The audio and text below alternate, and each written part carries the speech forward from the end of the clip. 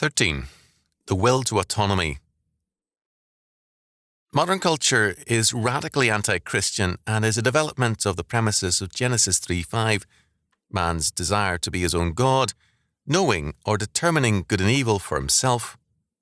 This means a will to autonomy and aseity. Autonomy means self-law, that is, being governed by no law other than the law of one's being. Aseity means self-being, to be God, uncreated and totally independent of all other creatures and things. In practice, this will to autonomy can have various manifestations. It can mean asceticism as a denial of human needs, that is, for food, sex, fellowship, and more. It can also mean a contempt for such things by excess, that is, musical chairs sex as performed by some Eastern mystics to show that sex means nothing and is performed as a trifling and meaningless act. Both attitudes are very much with us. Some years ago, a young woman came to hear me 2 or 3 times, not out of any interest in what I had to say, but because someone had told her I brought, quote, common sense and, quote, helpfulness to problems. She subsequently sought my counsel. She and her husband were notable in society and were sometimes in society news photographs. He was tall, athletic, handsome, and blonde.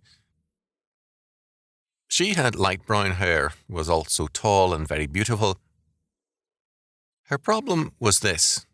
She was an excellent homemaker, an outstanding cook, and a sexually desirable woman, yet her husband belittled all her accomplishment, had sexual relations with her at most once a month, and yet was not adulterous, nor was she. She had the virginal quality of one who had never involved herself in anything good or evil and had known life only on the surface. She was deeply hurt and shaken by her husband's attitude. What came out was simply this. He was fully aware of her qualities. He found her very desirable sexually.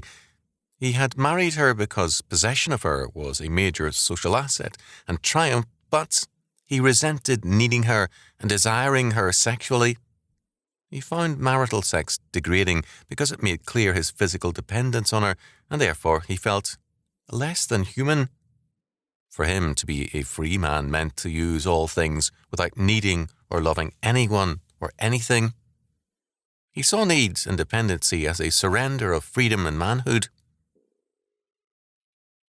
He may have been unaware of existentialist philosophy, but he was, in essence, an existentialist. Freedom for him meant no ties to the past, nor to the present. It meant self-determination in terms of his own desire for autonomy.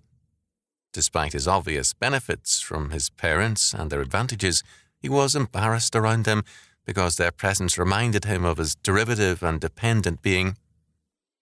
He was a classic case of would-be autonomous man. It pleased him that other men desired his wife and envied him his possession of so sexually desirable a woman, and yet he resented desiring her himself because it made clear his unwilling dependency. Sex in our time is very much overstressed and overrated as a factor in men's lives. Clearly, the sexual urge can be a strong drive, but the will to be God is far stronger. The lust for autonomy and aseity is the central force in fallen man. One man, later under psychiatric care as a sexual offender, revealed his motivation in a comment to his very much abused wife. "I can do as I please with you, and it means nothing to me and everything to you." In 1982, the Higher Heights Christian School of Martinez, California, began a community assistance program to help feed the hungry of Contra Costa County. By late February, an average of 240 families each day for a week were being fed. These were truly hungry people, obviously malnourished, and some were too hungry to wait to leave the school building before stuffing the food into their mouths. All the same, a number of people refused the food when they learned it came from Christians and not the federal government. Although bureaucratic delays prevented them from receiving the federal aid, they felt that such status aid was their right, and they wanted their rights rather than Christian help or charity. This is not an isolated example. Christian help or charity is personal. It establishes a personal relationship from which concern and gratitude flow. At times, the persons manning the charity work come from the same social strata as the recipients. The donors know that a change in the economic situation can make them jobless recipients of charity. A Christian bond of grace and concern commonly results. The will to autonomy cannot tolerate such an interdependence. Status welfarism thus fits the modern temper. It is impersonal, it is a right, and it does not offend the pride of man. We read in one of the Elizabethan homilies, quote, "And our Saviour Christ saith, There is none good but God, and that we can do nothing that is good without him, nor no man can come to the Father but by him.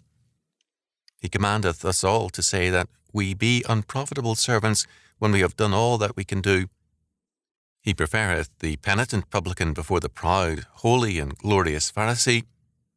He calleth himself a physician, but not to them that be whole, but to them that be sick, and have need of his salve for their sore.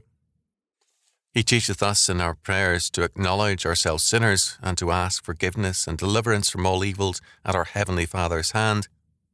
He declareth that the sins of our own hearts deserveth condemnation, affirming that we shall give an account for every idle word.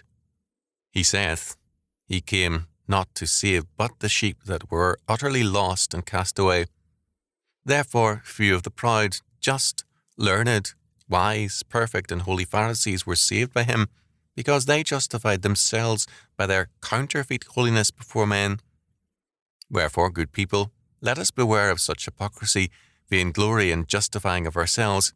Let us look upon our feet, and then down peacock's feathers, down proud hearts, down vile clay, frail and brittle vessels." End quote.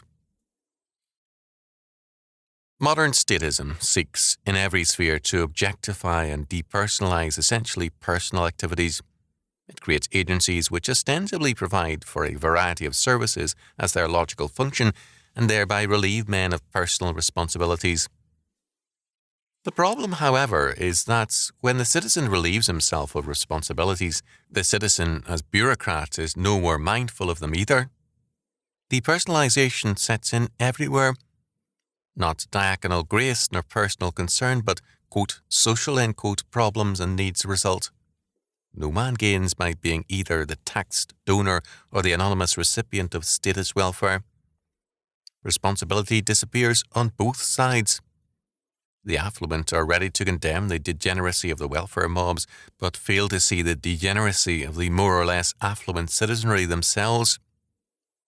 The corruption and depersonalization of welfarism works both ways. It is an aspect of the modern will to autonomy, and it is more clearly present in the non-recipient than the recipient. For too many of the non-recipients, humanity in any worthwhile sense ends with them. Impersonal welfarism from the days of Rome to the present creates a mob. Basic to the development of a mob is depersonalization. Neither the person nor morality govern or are operative in a mob. Man was created by God to live in community, not autonomy. Man's personhood is a reflection of the personhood or image of God. Man, by his sin, seeks autonomy, an impossibility, and the negation of his true being. By seeking aseity and autonomy, man gains not the desired godhood, but a descent into the mob. Failure to be a community in the triune God means a collapse into the anarchy of the mob. Community is a theological fact, not a statist one.